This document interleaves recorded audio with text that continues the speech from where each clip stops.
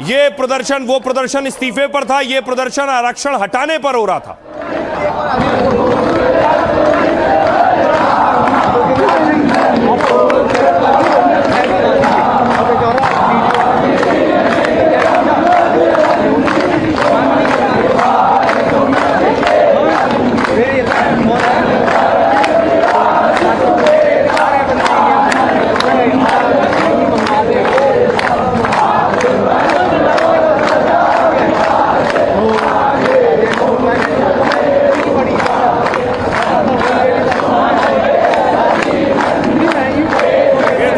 जंतर मंतर की देख रहे हैं, प्रदर्शनकारी हनुमान चालीसा का पाठ कर रहे हैं और आरक्षण हटाओ की मांग कर रहे हैं।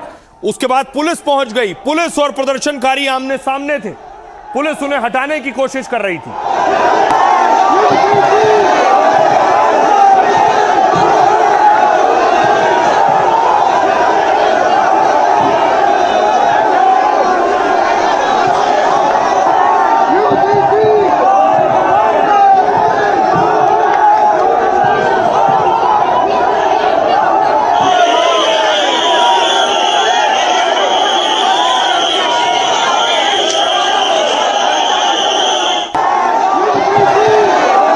और उसके बाद देखिए पुलिस ने मंच से एक एक को खींचना शुरू किया है, मंच से एक एक को उतारना शुरू किया है और मैदान खाली करवाया।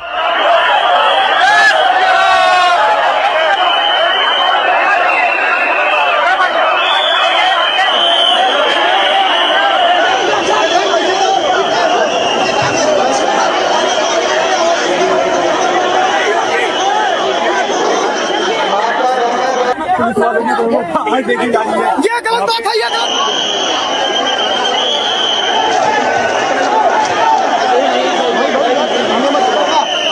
समाज अगर इसके बावजूद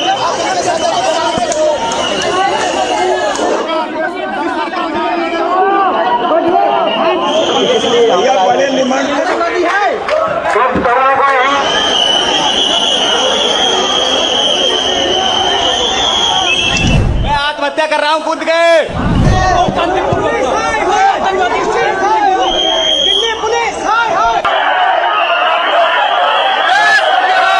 और उसके बाद देखिए जरा प्रदर्शनकारियों को, जब उन्हें पुलिस हटा रही थी तो वो पुलिस के सामने भी खड़े थे, क्या कह रहे हैं सुनिए। आतंकवादी हैं, गला पकड़ के स्टेज से हमें नीचे उतारा गया है और अभी भी मेरे साथ के कई सारे लोग हैं, हमारे साथ बहुत बुरी तरीके से ट्रीट करा जा रहा है। हम कोई आतंकवादी हैं क्या? आपके 1 महीने पहले कॉकरोच बैठे थे, क्या हाथ में चूड़ियां पहन ली थी पुलिस प्रशासन ने? उन्हें तो उतारा नहीं गया। पूर्ण रूप से बहिष्कार।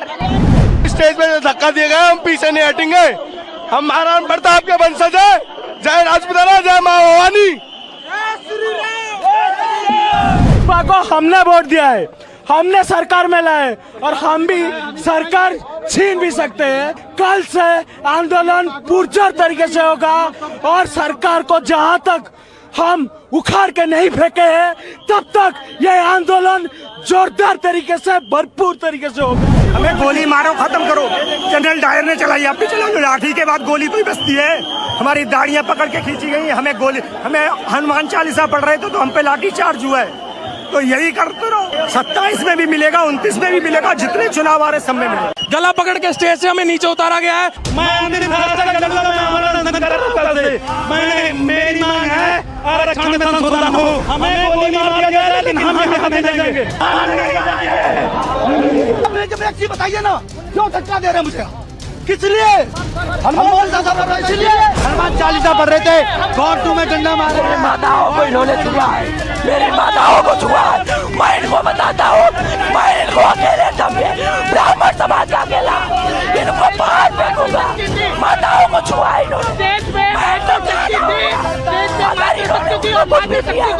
मैं बात सही बता रहा हूँ, माँ भवानी हनुमान चालीसा को पूरा नहीं होने दिया। 20 हनुमान चालीसा में आके रोका है। हमारे लिए जितना बड़ा वंदे मातरम है उतना ही हमारे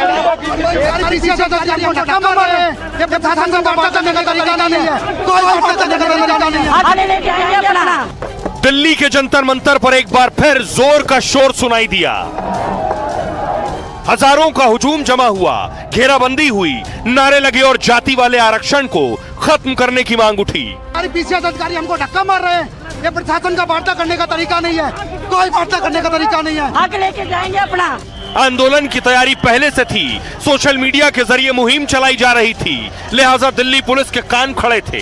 प्रदर्शनकारियों की जब आवाज बुलंद होने लगी तो पुलिस को चुनौतियों के चक्रव्यूह में फंसने की आशंका बढ़ गई। फिर फौरन मोर्चाबंदी मजबूत की गई, खाकी नीले हर तरह के जवान बुलाए गए और जंतर मंतर खाली कराया गया। जो हटने को तैयार नहीं थे उन्हें हिरासत में ले लिया गया। अब देखिए जरा, आपको बताऊं जंतर मंतर पर हुआ क्या। अचानक एक प्रदर्शन हो चुका था कि शिक्षा मंत्री इस्तीफा दो, शिक्षा मंत्री का इस्तीफा हो गया। अब आरक्षण हटाने और यूजीसी रोल बैक पर प्रदर्शन था। आरक्षण हटाओ आंदोलन, दिल्ली के जंतर मंतर पे यह आंदोलन हो रहा था। आरक्षण के खिलाफ सैकड़ों की संख्या में लोग जंतर मंतर पर जुटे थे।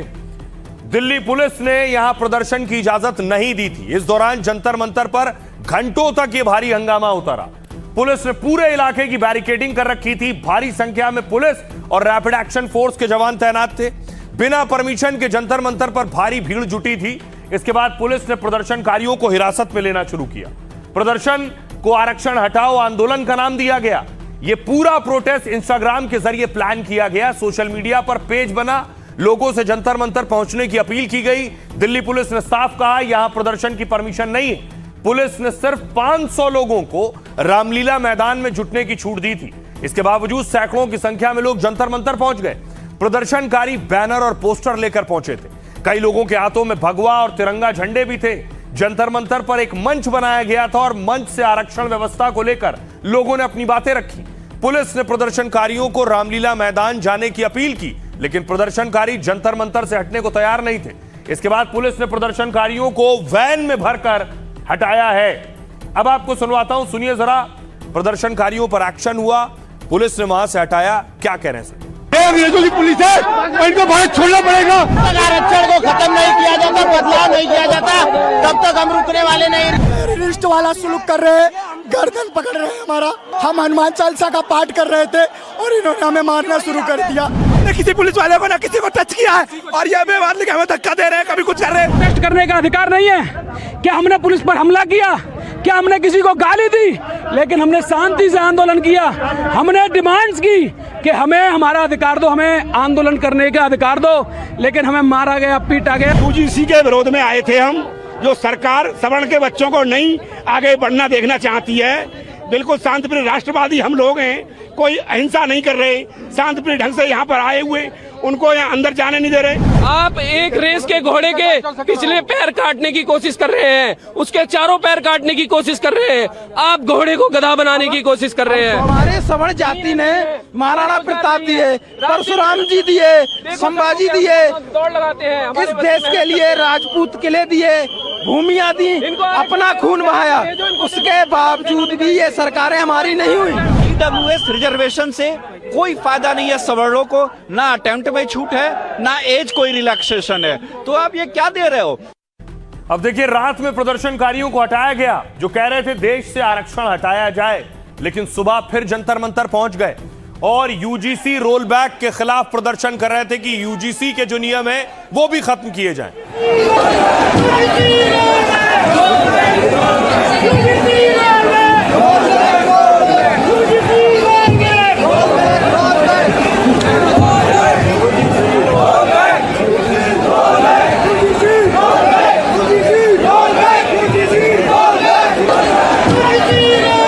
और उसके बाद फिर नारेबाजी शुरू हुई। जंतर मंतर पर फिर सुबह भीड़ जुटनी शुरू हो गई आरक्षण हटाने के नाम पर। जय भोले शिवाजी, जय भोले शिवाजी, जय भोले शिवाजी, जय भोले शिवाजी, जय भोले शिवाजी, जय भोले शिवाजी, भारत माता की जय भोले। और इसी मंच से चुनौती दी जाने लगी, धमकी दी जाने लगी। ये तस्वीरें देख रहे हैं उसी वक्त जब सैकड़ों लोग मौजूद थे आरक्षण हटाओ प्रदर्शन में। हमें परशुराम बनने पर मजबूर ना करें, छत्रपति शिवाजी बनने पर मजबूर ना करें। हम लोग कई गरीबों के हक और अधिकार के लिए आए हैं। हम चाहते हैं कि आरक्षण आर्थिक आधार पर हो। 30% नंबर लाने वाला व्यक्ति टीचर बन जाता है, 90% सरकारी नौकरी से वंचित रह जाता है। क्या ये कौन सा न्याय है? अरे मोदी जी, ये देख लीजिए, ये शांतिपूर्ण लोग आए हैं, सभ्य समाज के लोग आए हैं। हमें परशुराम बनने पर मजबूर ना करें। अब देखिए, इसके बाद वहां प्रदर्शनकारियों में एक युवक था जिसकी उन्होंने पिटाई कर दी। इनका आरोप था कि यह हमारे आंदोलन को खराब कर रहा है।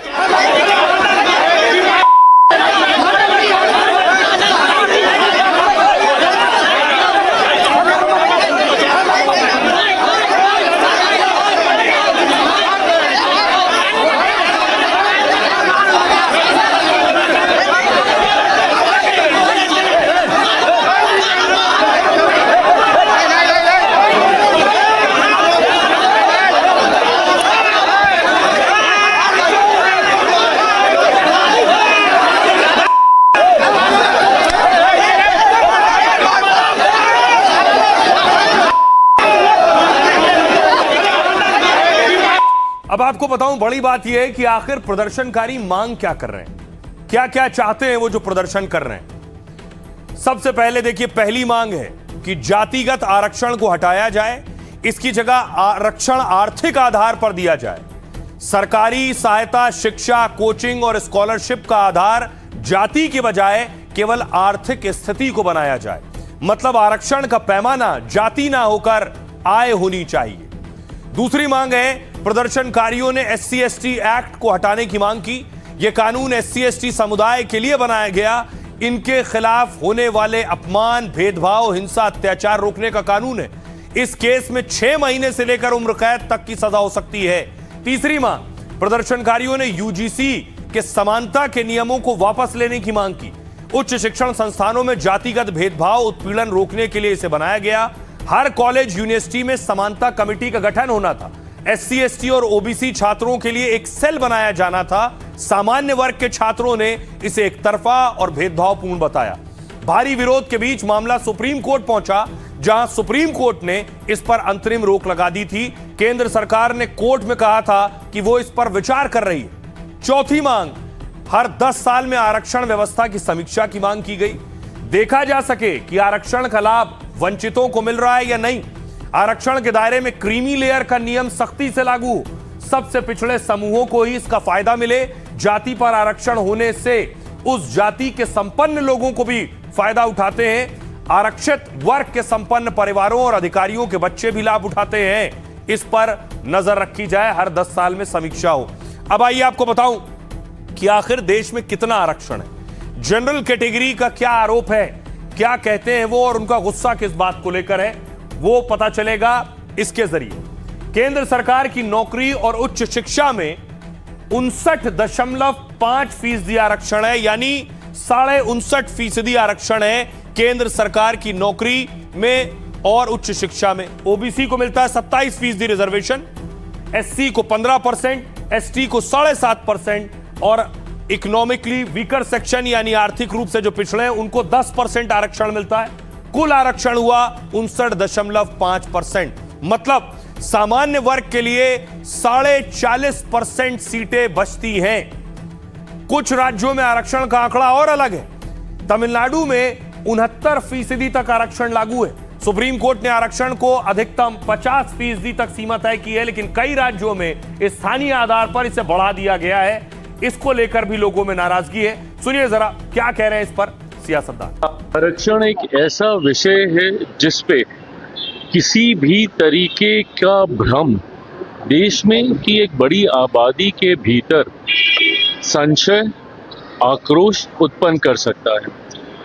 ये लोग किस सोच के साथ अनशन पर बैठे हैं, सरकार के समक्ष जब ये अपनी बातों को स्पष्ट तरीके से रखेंगे तो जरूर सरकार इनके साथ संवाद कर अपने पक्ष रखने का काम। हर जाति को भी आरक्षण मिलता है, तो इसीलिए आरक्षण खत्म करने की इसको अधिकार नहीं है। ये सबका संवैधानिक अधिकार है और अंश मांग करने वाले लोग राष्ट्रद्रोही लोग हैं।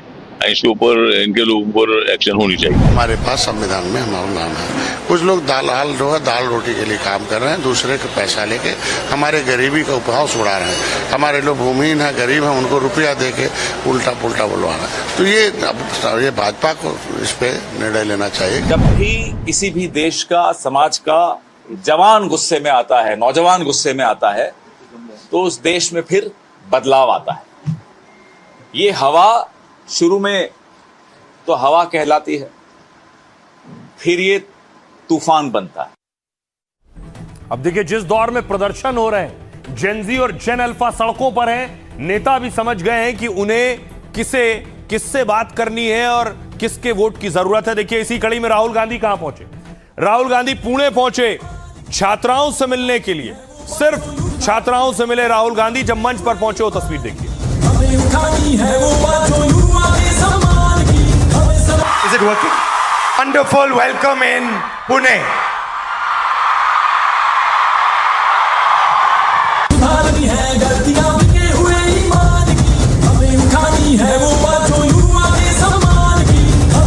Is it working?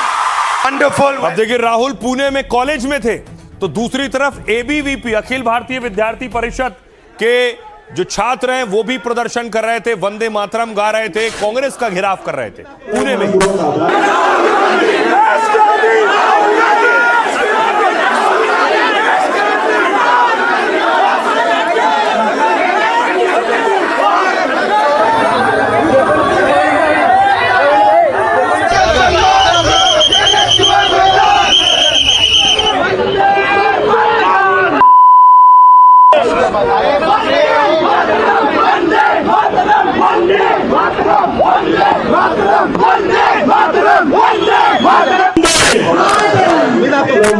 तीन तरीके की हिंसा है, सॉरी।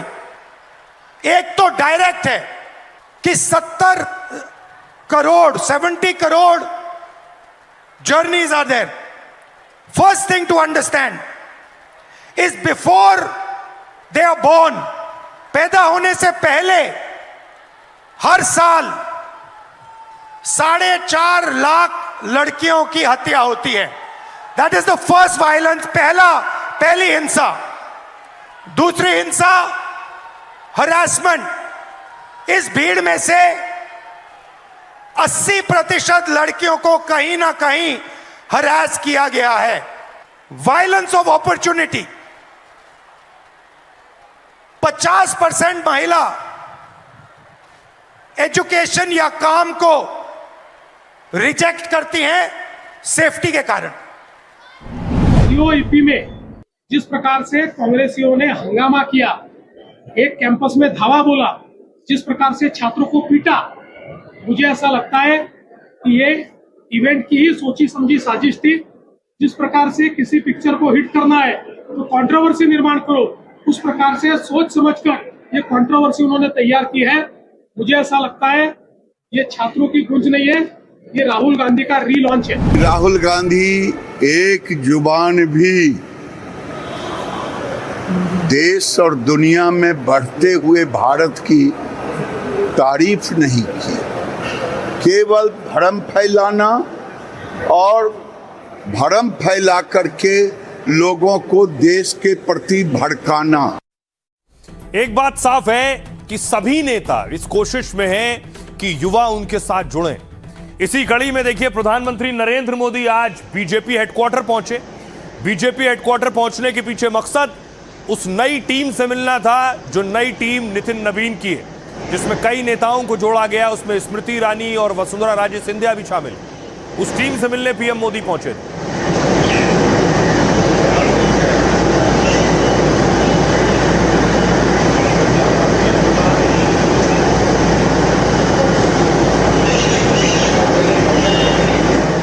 और उसके बाद देखिए, सबसे पहले पीएम मोदी ने उस टीम के साथ तस्वीर खिंचवाई है। ये वो पूरी टीम है, नितिन नवीन की टीम कहिए, बीजेपी की टीम कहिए। अब इस टीम पर ही बड़ी जिम्मेदारी है बीजेपी को आगे बढ़ाने की।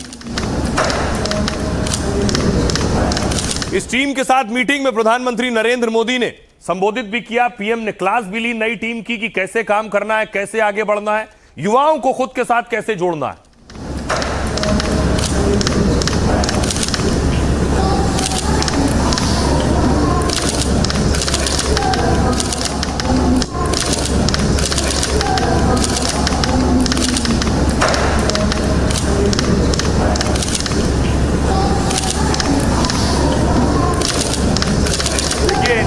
प्रधानमंत्री नरेंद्र मोदी ने नई टीम बनाई। अब नई टीम से क्या कुछ कहा है पीएम मोदी ने, नई टीम को कैसे काम करना है, देखिए। पीएम मोदी ने नई टीम को संबोधित किया। नितिन नवीन की टीम आज पहली बैठक थी इस टीम की। पीएम मोदी ने इस टीम से मुलाकात की। जेनजी से संवाद को लेकर बीजेपी ने टीम बनाई है। बीजेपी अध्यक्ष नितिन नवीन इस टीम को लीड करेंगे। स्मृति ईरानी को इस टीम में शामिल किया गया। विनोद तावड़े, गुजरात के उप मुख्यमंत्री हर्ष सांघवी इस टीम में, ओपी चौधरी को इस टीम में शामिल किया गया है। बीजेपी की यह टीम जेनजी से मुलाकात करेगी, उनकी समस्याओं को जानेगी और मुद्दों का समाधान किया जाएगा। इससे पहले सभी मंत्रियों को विश्वविद्यालय जाने को कहा गया, वो वहां जेनजी छात्रों से बात करेंगे। इसका मकसद है जेनजी युवा वोटर्स को पार्टी से जोड़ना। 2027 में बीजेपी पंजाब सहित 7 राज्यों में विधानसभा चुनाव होने, यूपी और पंजाब, इन 7 राज्यों में करीब 22% वोटर 8 से 29 साल की उम्र के। भारत में 15 से 24 साल की उम्र के करीब 25 करोड़ 70 लाख युवा हैं। अब सोचिए, जब 15 से 24 साल के युवाओं की उम्र 25 करोड़ से ज्यादा है, उसी पर नजर सियासतदानों की।